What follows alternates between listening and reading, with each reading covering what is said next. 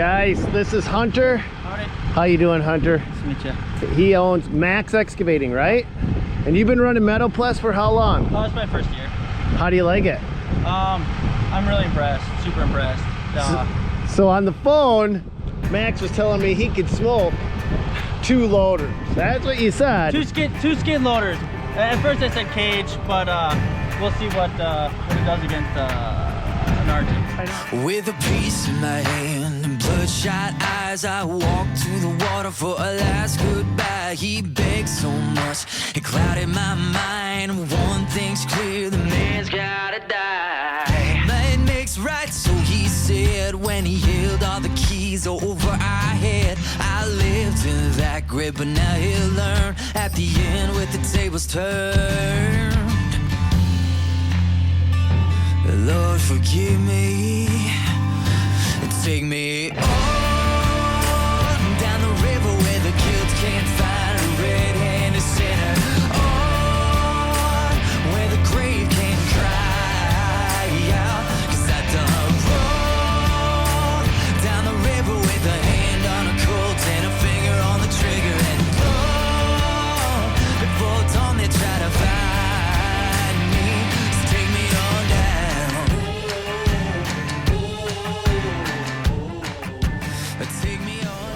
All right, so let me ask you something. How do you wire this into the loader? I mean, how do you actually hook it up so you can control the wings? Nothing. So when I bought the skid loader, it came with the 13 pin, I believe it's what it's called. Yep. Just like this, what a snowblower has. Same pin system that the snowblower has? I believe, yep, and then... 2 hydraulic hoses? Yep, and then everything else on joysticks. I didn't have to do any switches, nothing. So joysticks. Do you have a separate joystick to run the Metalpless? So whatever the machine actually has Can do it, yeah. can do it. Yep. Oh, see, now I've seen other loaders and talked to other people that have said the opposite, that they had to actually wire. That's for, I think, like the wheel loaders. Yeah, so and maybe other brand skid loaders. So they had to basically marry their loader to their Metalpless because they can't switch between them because of the 13-pin setup. But so you can switch from any 13-pin setup to another one. All right, so let's talk about the tail of the tape. Yours goes from what's 8 to 13. 8 to 13 on the Metalpless. We're locked in at 13 on the Arctic. Okay, you got a 74 horsepower skid, your 257D, Cat 257D, which actually runs the Arctic or the ASV's track system. So we pulled out, we made sure we're gonna make this about as close as we possibly can. Our ASV's got 74 horsepower as well. So really the main difference between these 2 setups, well, I think the track on the ASV is longer and wider. All right, so let's get a little bit straight. But ASV makes the tracks for the Cat 257D, or at least they bought the licensing and blah blah blah. So the biggest difference is really going to be in the pushers themselves. Totally, yeah. At this point, same horsepower, same tracks. So it's going to be you, and we'll get you familiar with the lot first. So we're going to let you kind of walk through the lot, check it out, and when you're ready to go, we're gonna have a one-off. And here comes the guy that you're gonna be taking on. Tim's pulling up right now. Let's meet him. Hey Tim, you got to come check out this Metalpless and meet Hunter. Tim, Hunter. How you doing? Tim. Not too bad. How about yourself? Good. So Hunter, show Tim around your Metalpless so we got an idea. Whole thing angles, and then each individual side angles. Big old curb runners, curb guards. It brakes, or whatever you want to call it. There's the trip edge here. Each individual 2-foot section trip edge. These are carbide. They like carbide inserts. They said something like $700 a piece or something ridiculous. Wow. $700 for each 700 hours. Oh, 700 hours. They're like $200 a piece though. Oh yeah. I've heard guys go 5, 6, 7 years without changing a blade out on these. But I mean, this thing's built like a piece. I mean, everything's heavy duty. I guess the only thing I want to change or add is these cylinders, or the rams, or whatever you want to call them, they're unprotected, and sometimes you run against a wall. I've yet to hit them, but sure they make a guard for it, but The one thing I like about the Arctics that I don't know how the Metalpless is going to do is, you see that moldboard on the Arctics? That rolls snow so nice that we can get a monster pile in front of us and it just keeps rolling it out, and it allows us to keep going when we should have been stuck. I don't know how that works for you on a Metalpless. I've had a few times where it rolls snow, but I don't think it rolls snow as good as that. If I was going 20 miles an hour in a wheel loader, it probably would roll snow. But I don't think it rolls. Yeah, that thing is the best thing for rolling snow. But I mean, everything else about the two machines is identical, except for it's going to be Tim, you versus Hunter. So when you want to curl either wing in, you can just hit a button in the cab, right? So just no buttons in the roller, angles everything. Then one button in the roller angles one, other button in the roller angles the other. Okay. So it's fairly simple. I mean, it took me, I don't know, a couple hours to get used to it. Sometimes I still screw up, but.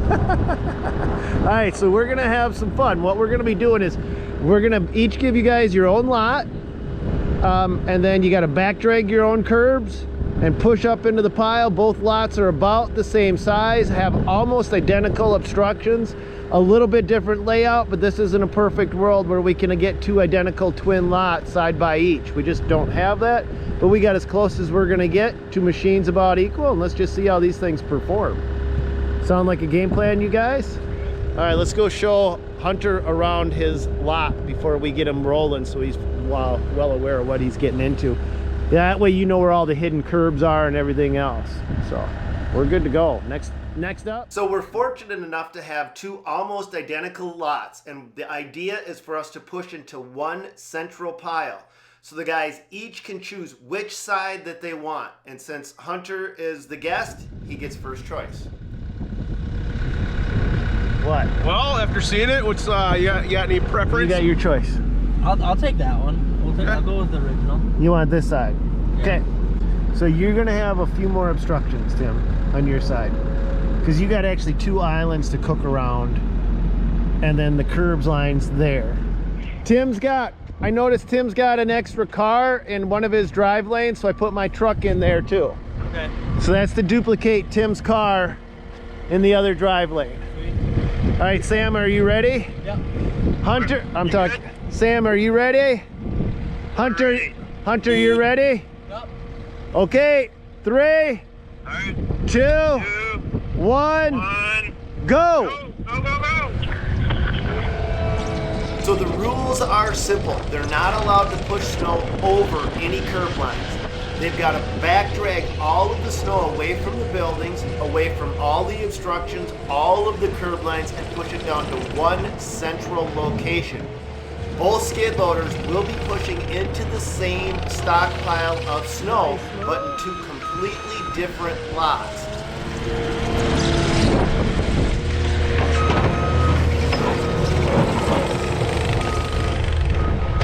Back dragging. Oh, look at that angle. Now, one of the things that you can't see in this video is that there was 3 days of rain, sleet, and ice before it turned to snow. So underneath this snowbank, it's slick. And that's going to affect the performance of both machines, but it's going to affect them both the same.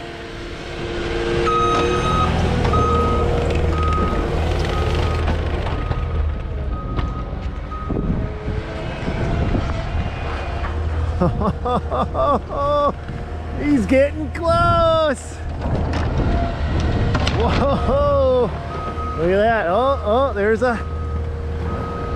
look at that. Oh, that was tight. I like it. I like it.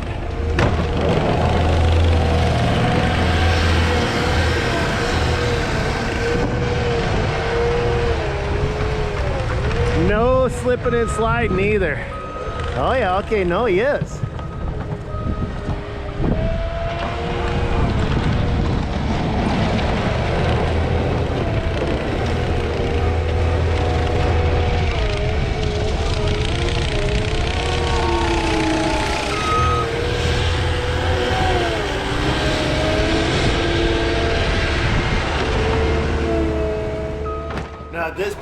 I'm watching how slick this Metalpless works with those wings, and I'm thinking Tim is in trouble.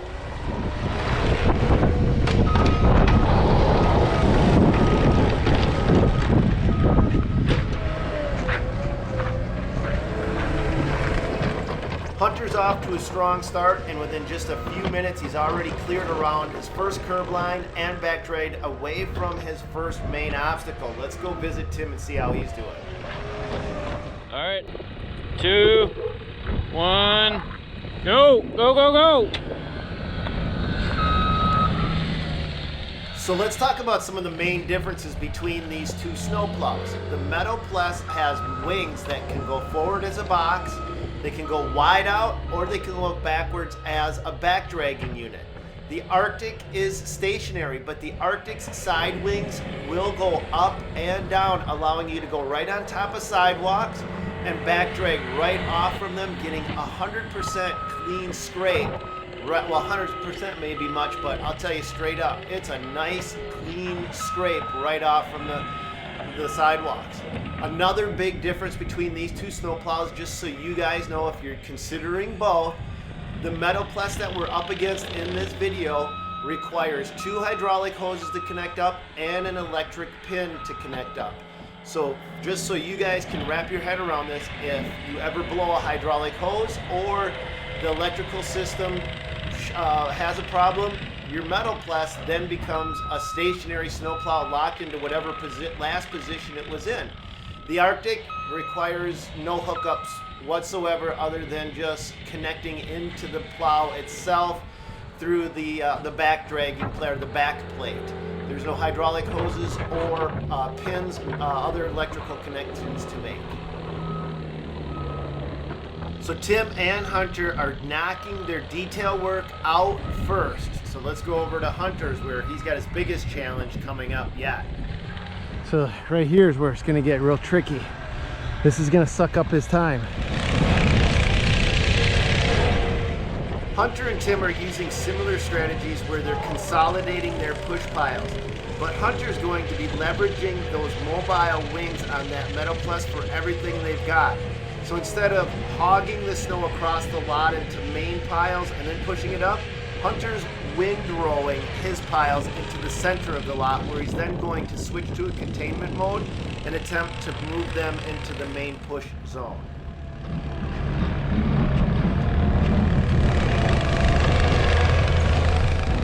Now there's a couple typical rumors about both Arctic and Metalpless that float around out there.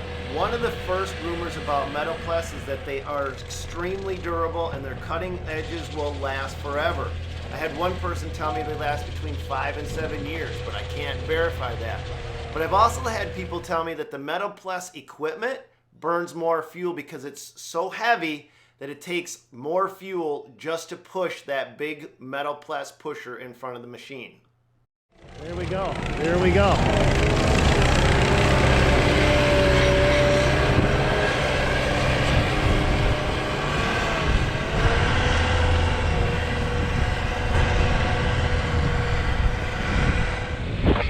Now we've seen how Hunter cleared around his first car. Let's look at the technique that Tim uses with this Arctic around his first car.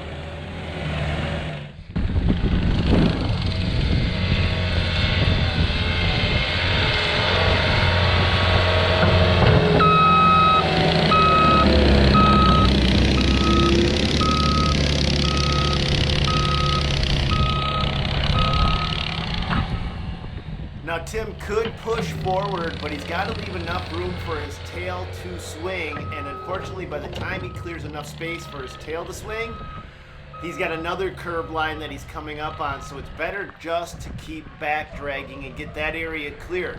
But that's not his main obstruction. His big obstruction is in the 2 islands that he's got to work around.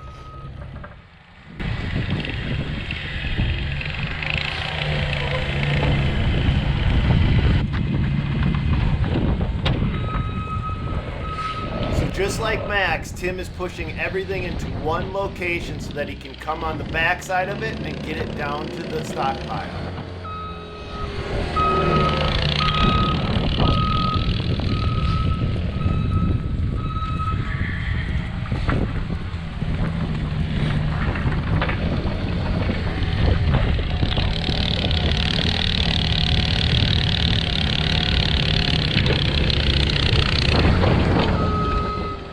let's go check in on Hunter. Now at this point, he's got everything pulled away from both sides of his parking lot, and he's windrowing everything to the center to consolidate his piles. From that point, he plans on moving that massive quantity of snow down to the end row where it's got to eventually get stockpiled.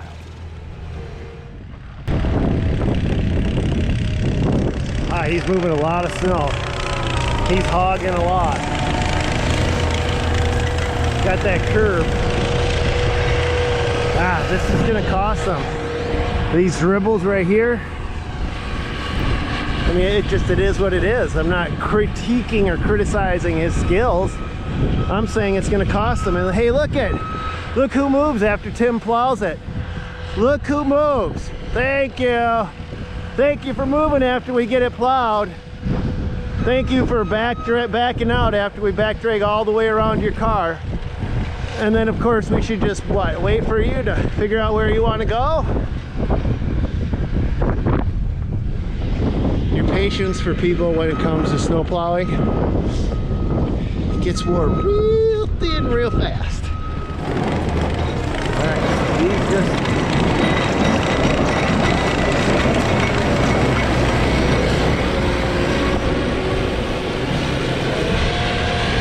He is definitely taking the big bites of snow. He is definitely taking some chunks of snow with that. Holy crap, look at the sled, or the ASV though. The ASV is taking the same. It's just insane. Neither one of these guys is having any luck with traction.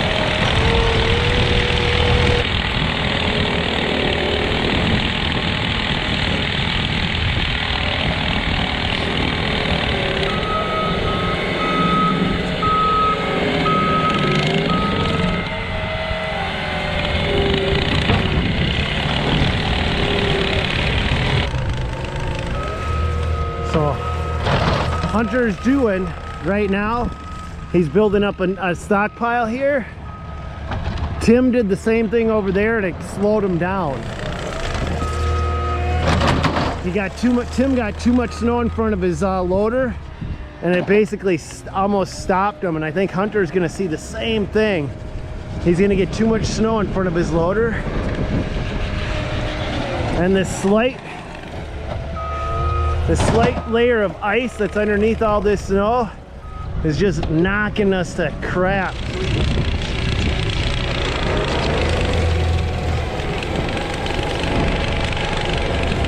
It'll be interesting to see if he starts to slow down. Yep. He's gonna have to get some ramming speed up. There we go. There we go. Now he's got it. Good traction. So now, how's Tim doing? Let's go see how he's doing. Hey Sam, I'll switch with you. Go watch Hunter. Tell me what you think. Tell the camera what you think, and I'll tell you what I see with Tim. What are you seeing so far? Oh, it's slippery. It's icy. It's definitely, it's slowing him up big time too. Yeah, I see they're starting to... So he's got one little swipe left in the middle.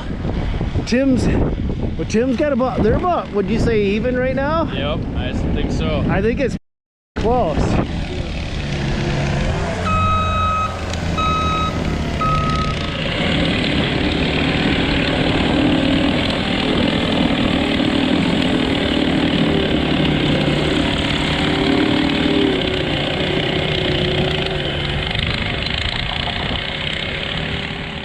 Now the Arctic has a floating edge cutting system as well, meaning the entire cutting edge is divided into separate sections which contour to the lot.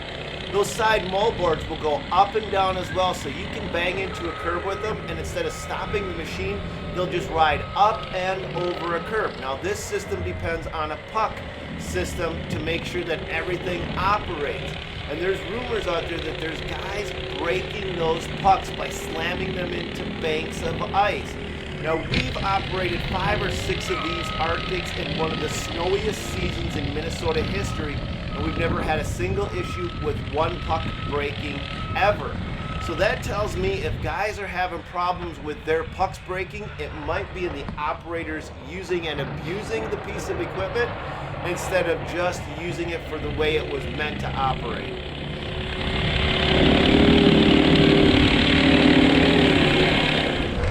So Sam, I noticed that the Metalpless doesn't roll snow.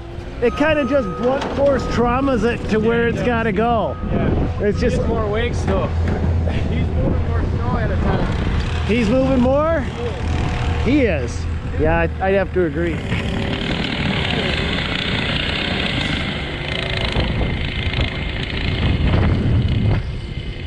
Both snow plows prove that they can move an incredible amount of snow, but they do it very differently. The Arctic tends to roll the snow and push it out much further ahead of the blade, where the Metalpless just blunt force rams its way right through that snow.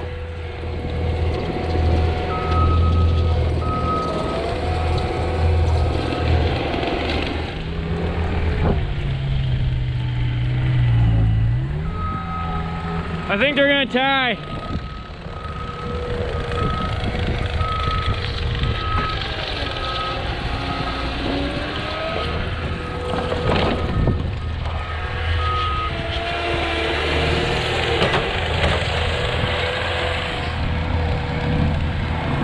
Come on, man, go, go, go, go. Oh, Timmy's got one more pass.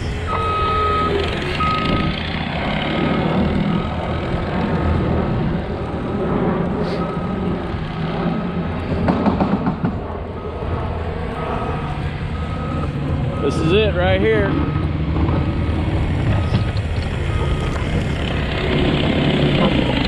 He's clean. That's that.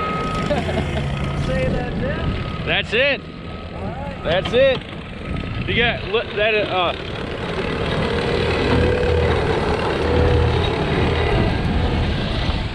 Well, both keep going. yeah. I'll stop him. Sam, what do you think? What?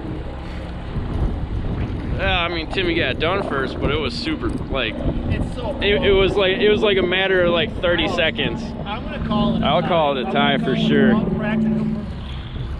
That one's like brute force, and that's finesse. Yeah. As I was doing it, I wished I didn't push my pile out this way, and I would have done it different, because this is like a, right here, just a sheet of ice. You will have to see the video of the sledge trying to get across the parking lot. We couldn't even get the sledge to plow anything. No. Oh, yeah, Oh, yeah, dude, done. it was wild. Any regrets? And this is the same spot that we were holding the plow competition, but it was about 6 hours earlier in the day, and we just had to give up. We couldn't get anything done with tires. So these track units are making this look way easier than it actually is.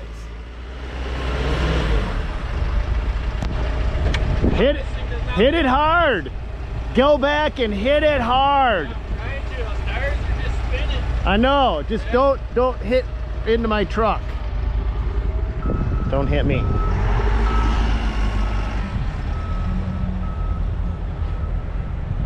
All right, we'll see.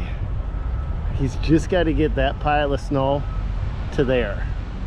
It's not like it has to go very far, but it's up a slight hill, and all we've had is problems with well, we had 3 days of rain. All right, let's see it. Hit it hard. Hit it hard. He can't even get speed up to hit it hard.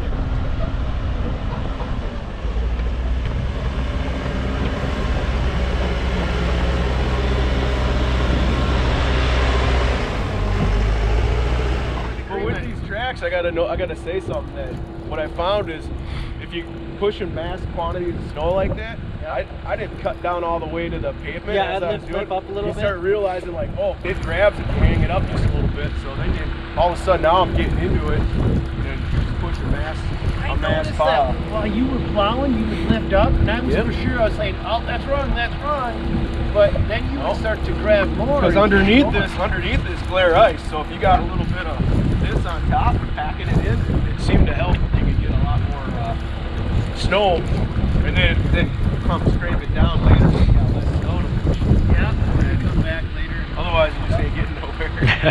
We're gonna sign off. Tim, any last words of wisdom from either of you guys? Tim, Hunter? What do you got, Hunter? I think there's benefits to both.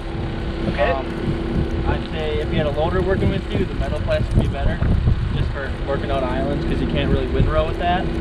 But I'm pretty sure the price tag is in that favor, saving money.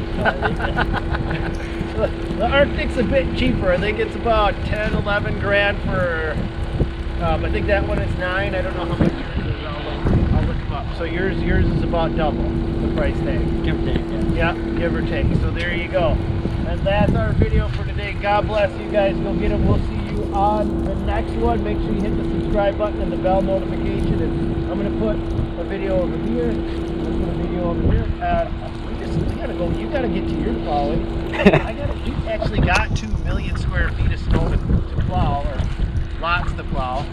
So we got plenty to do. So we're gonna let you guys go so we can actually go do our real job now. Hope you had fun. See you guys.